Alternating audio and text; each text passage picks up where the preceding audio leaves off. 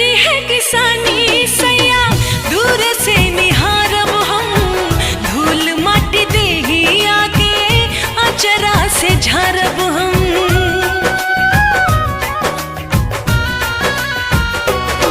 हाँ जिंदगी में तोहरा से दूर कब जाइब ना, क्रिया खियाला कौनो वादा भुलाइब ना। सुख दुख